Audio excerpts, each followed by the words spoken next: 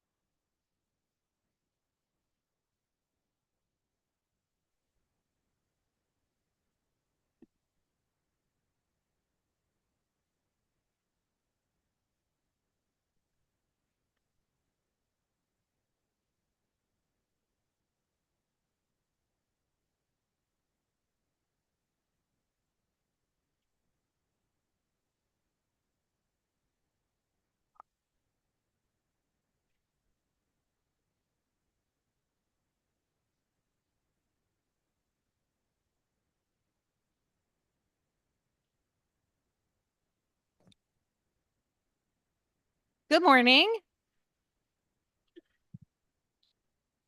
Thank you for being here. I want to convene this education committee meeting.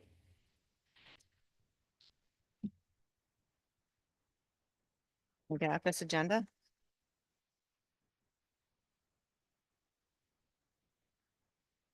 So today we'll be raising 5 additional concepts, and this is our last meeting to be raising concepts. And I will ask our good ranking member if she has any opening remarks. Thank you, Madam Chair. I don't welcome everybody, and I would just ask as we go through if you would explain each one, please. Thank you.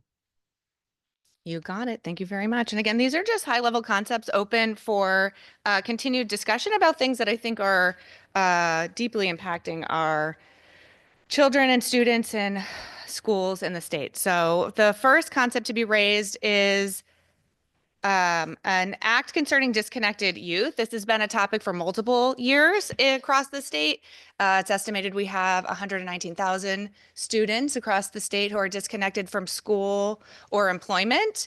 And there's been meaningful collaboration between the Connecticut Council of Municipalities, our communities, state government, and looking at ways to both re-engage our young people and also to prevent further disconnection, and wanted to just provide an opportunity to discuss those concepts through a public hearing.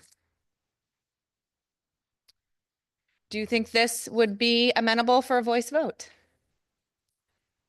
Are there any questions? A motion to raise? So moved. Moved by Rep. Brown. Seconded by Rep. Arzeno. Okay. Does anybody have any discussion? Are we good for a voice vote? All right. Thank you. That's okay. Just on this first one. All those in favor say aye. Aye. Aye. All Aye. those opposed? All right, the ayes have it. Second, could I have a motion to raise an act protecting 504 plans and accommodations for certain students? So moved. Moved by Rep. Brown, Second. seconded by Rep. Comey. So there is a federal court case to declare 504 accommodations as unconstitutional. So we want to ensure that our students with various disabilities that don't require an individualized education plan, but do require accommodations via a 504 plan will continue to have access to those legal accommodations in Connecticut schools. Any discussion? Seeing none. All those in, as a roll call vote, okay? No? Okay, I'm sorry, a voice vote?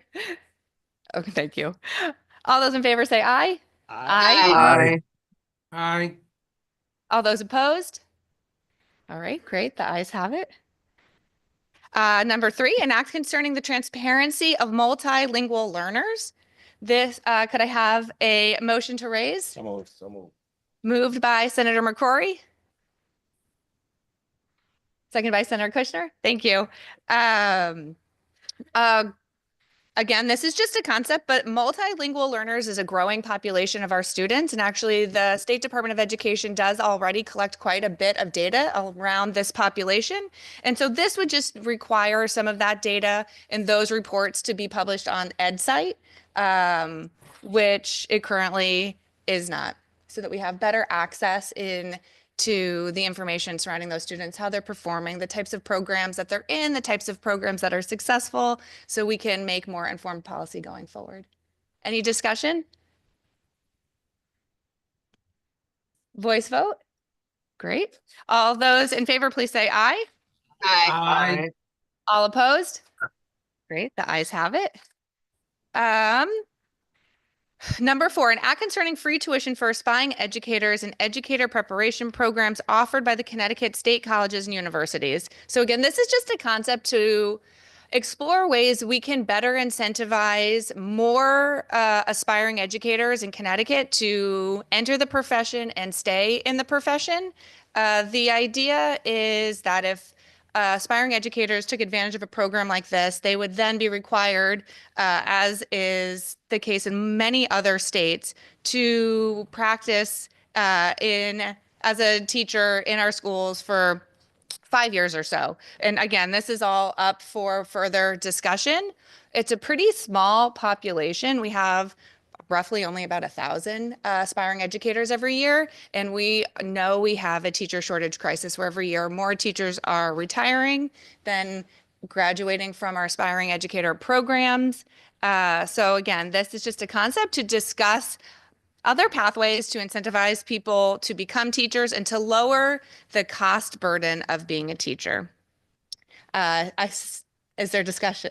Can I, a motion to raise, please? So move. Second. Moved by Senator McCrory, seconded, I think, by Representative Sanchez. Discussion. Sure. Rep. Supkis.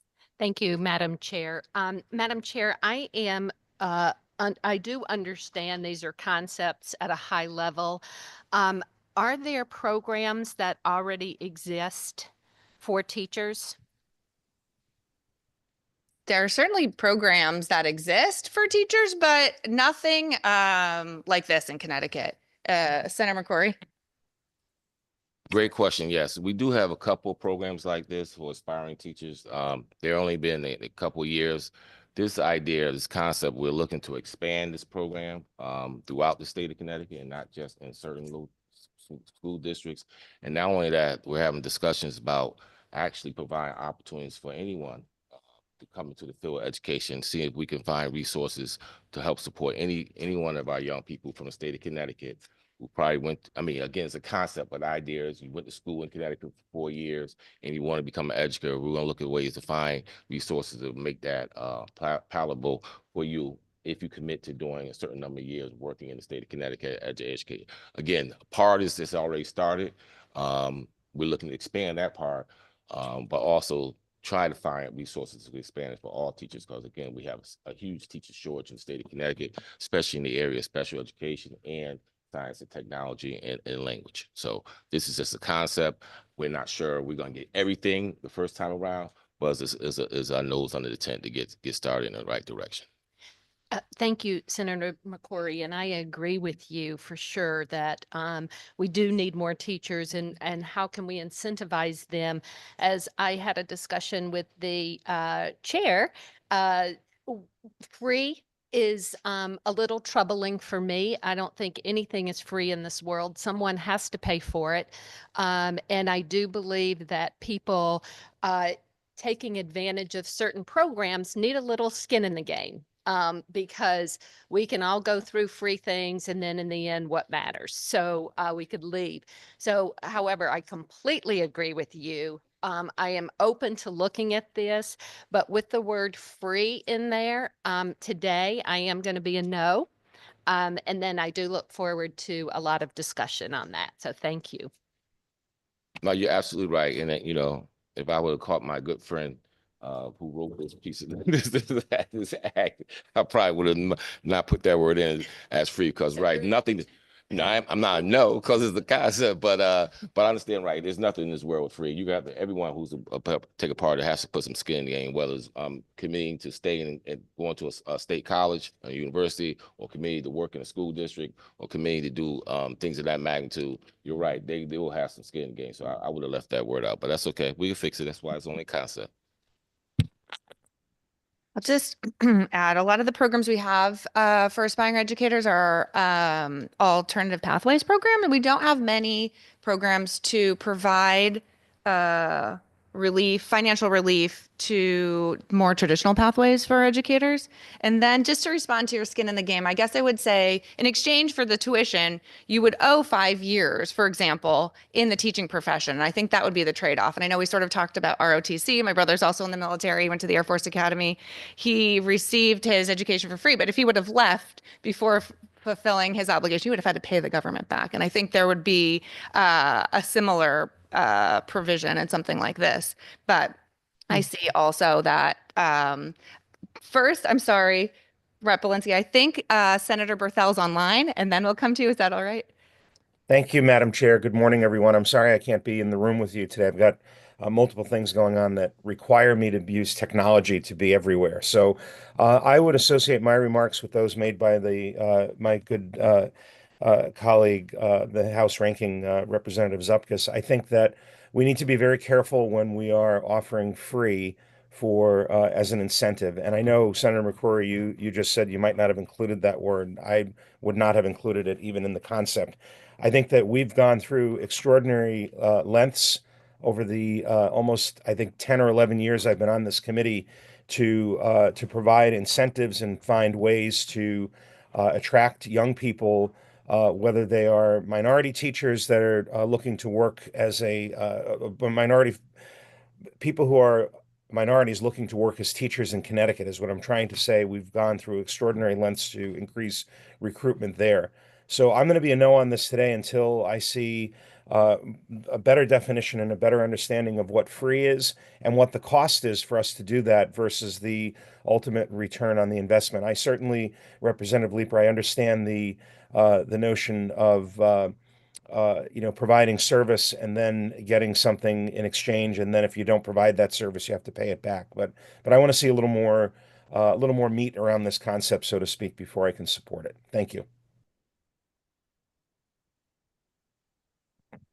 Thank you, Senator. Representative Belinsky? Thank you, Madam Chair. I will try very hard not to repeat what my ranking members just said, except to say that I do want to recognize that Senator McCrory has been a leader on this front for teacher education for many years, as long as I've been here, and I completely do support the concept of learn here, live here, and earn here. I too am troubled with the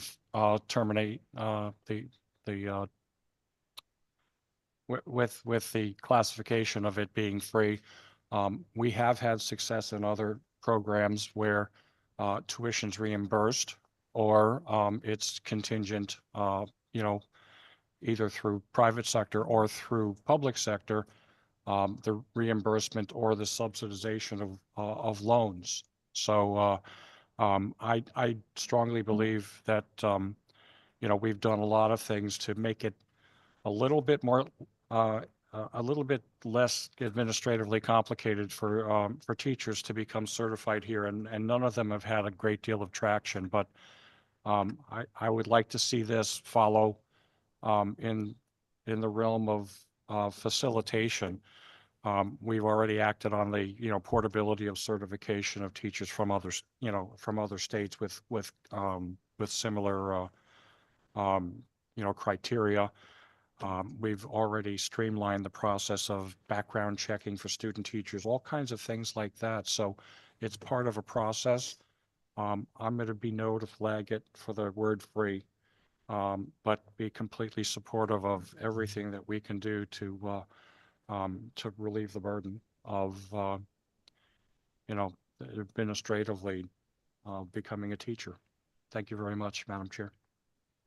Thank you, Representative. Representative Corpus, I think, online, and then Representative Haynes. Thank you, Madam Chair. I won't repeat the comments of my colleagues either, but in the course of our exploration of special education in the state, we've become very familiar with teachers, paraeducators, and many levels of teachers in our state who all serve different roles. I would be very curious about which levels of teachers this bill applies to. Further, I would love to see, before this goes forward, a summary somewhere in one place of all of the programs for incentives we currently offer to teachers, because I've heard the RESC say they offer some things. Chairman Leeper just mentioned something. I think it'd be imperative for me to know what we're giving in other aspects of our budget in our state before we embarked on a new program. And finally, I will be a no also today because of the I think there are a lot of ways to incentivize teachers that will not carry a price tag that could be paid back and could not be paid back for the state, all within the goal of hoping to incentivize teachers as much as possible. Thank you. Representative Haynes. Thank you, Madam Chair. And just a thought on the other side with the colleges and universities in the state of Connecticut, they are experiencing some tough times as well. And there's serious funding issues there. So I'm not sure they even have the capacity to be able to give away free college to people. So coming from the Higher Ed Committee for the last 4 years, I'd have to give that little input on this. So again, I'm also going to be with my colleagues and saying no to this concept today. There have been lots of other ideas as to how to increase our teachers. One being one that I've recommended is that our paras need to be some kind of assistant teacher. They can learn while they're there in the schools, in the communities they serve, and they look like in the communities they serve. And that might be something to think about and try and figure out. And it would be on the districts and the state Department of Education to figure that out and what that looks like. But that's a way to increase the teacher population with the people that are currently in the system doing somewhat of the work that is needed. So there are other ways, but to give away free college is not something that we can do, especially with the state of our university and colleges in the state of Connecticut right now. Thanks, Rep. Haynes. Yeah, we just so our universities don't stress too much. Wouldn't be requiring them to just give away free. We would find it in the budget to offset the allocation. Any other discussion? All right, I think we'll have a roll call vote. Madam Clerk, could you please call the roll?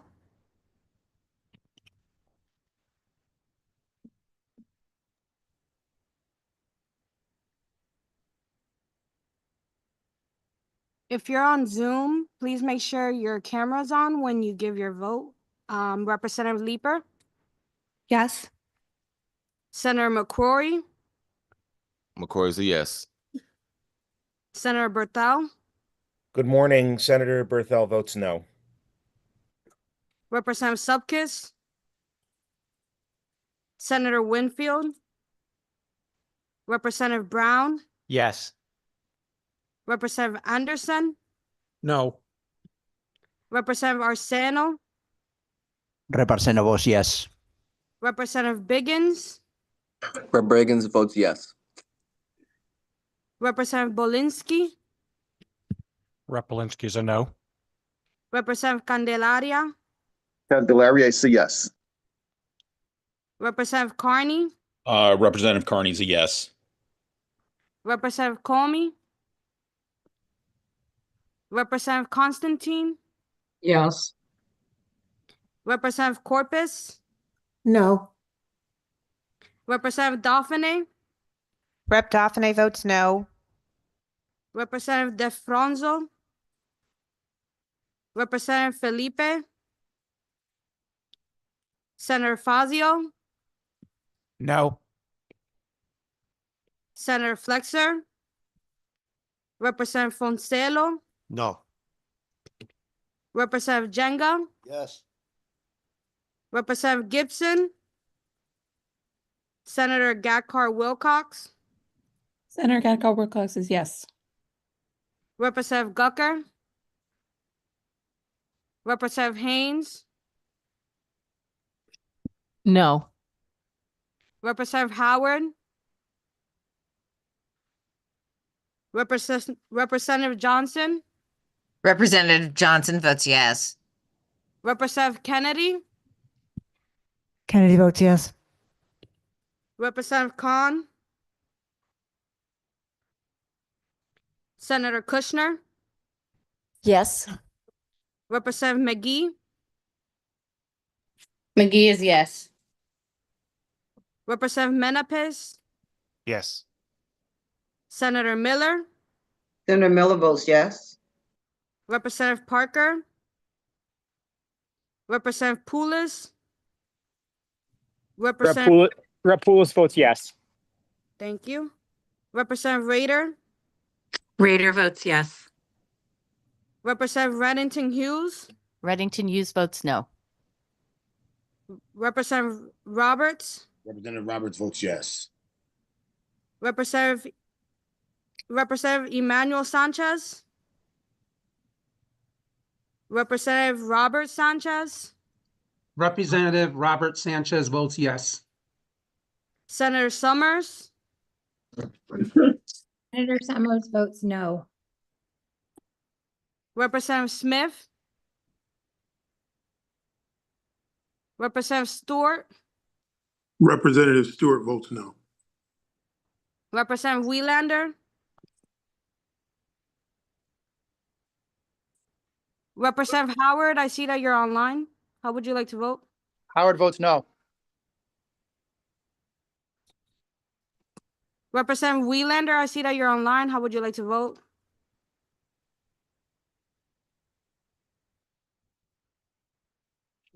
Thank you. Thank you, Madam Clerk.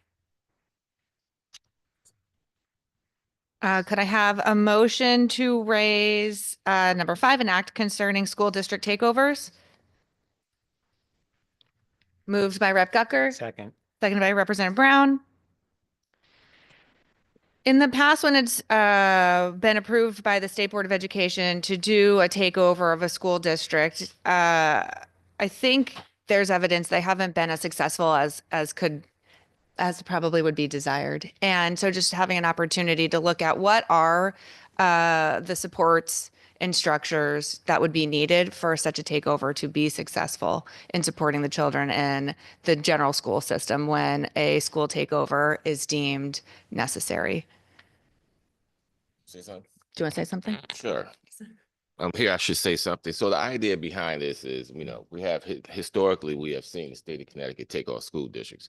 I worked in a school district back in the 90s when the state of Connecticut took over that school district.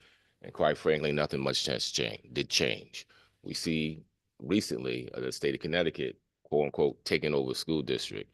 And we don't know what that means. What change looks like unless you put some meat and potatoes on the bone and put in the right people to actually go in and do what needs to be done to clean up, not necessarily clean up, but look under the hood and see what's wrong. So we're going to look, what we're doing with this concept piece of legislation is put some parameters in place, put some qualified individuals in place when you go into to take over school. And let's look at the finances. Let's look at the academic standing of the schools. Let's look at the attendance. Let's look at things and put a plan together, actually, quote unquote, not take over school district necessarily, but put some supports in place so we can see some effective change in the system after we leave out as a state. The state of Connecticut left Hartford Public Schools after being there for about 3 or 4 years. And like I said, I think it got worse.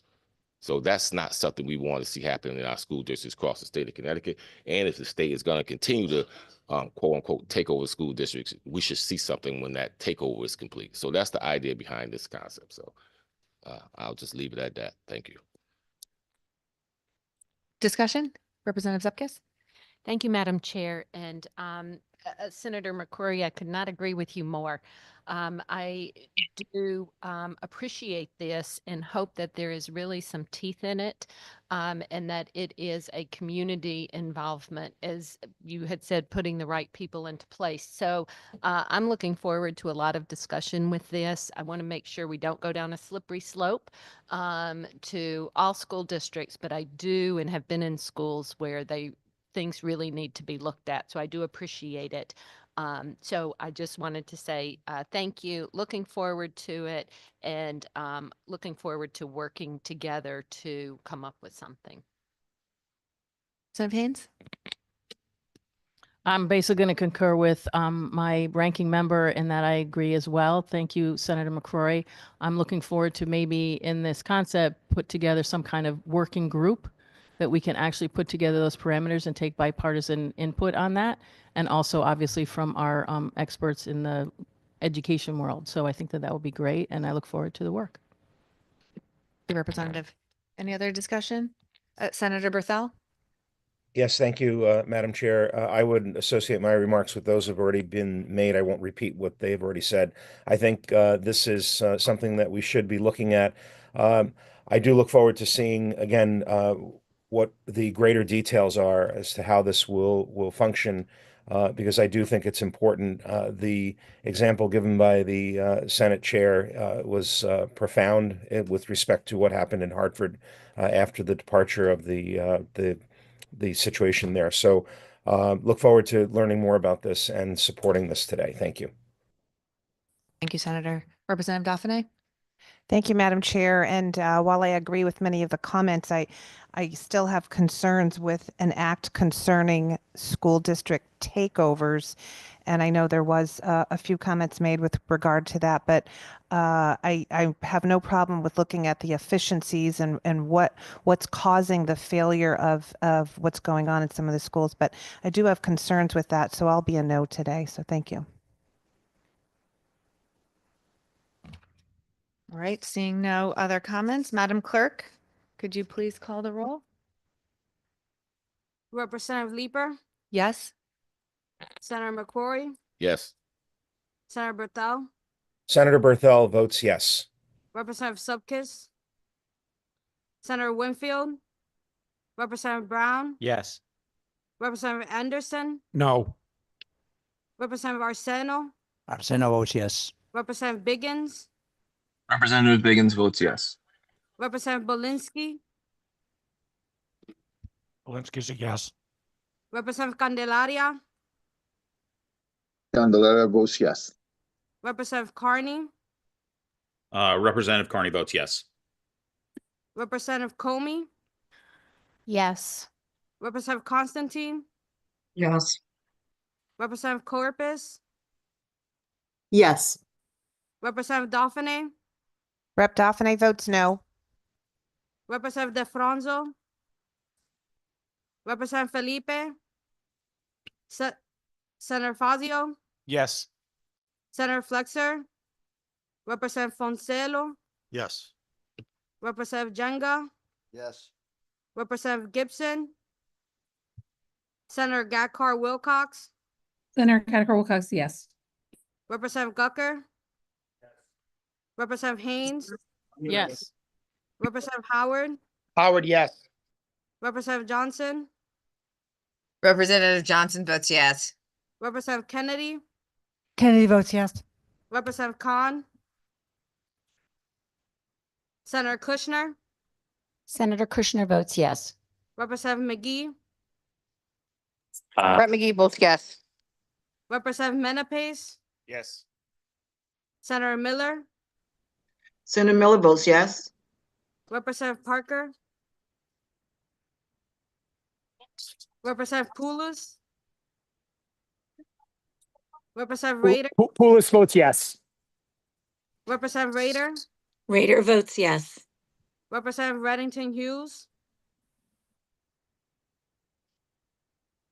Representative Roberts, Representative Roberts votes yes. Representative Emmanuel Sanchez, Yes. Representative Robert Sanchez, Representative Robert Sanchez, yes. Senator Summers, Summers votes yes. Representative Smith, Smith votes yes. Representative Stewart, Stewart votes yes. Representative Welander. Thank you. Senator Flexer would like to vote yes. Thank you. Representative Welander votes yes. Thank you. Thank you. Reddington Hughes votes no. Okay, thank you. Representative Felipe.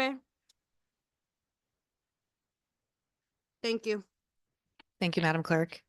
Can I have a motion to raise concept number 6, next concerning a study about project-based learning and Connecticut's cultural resources? So moved.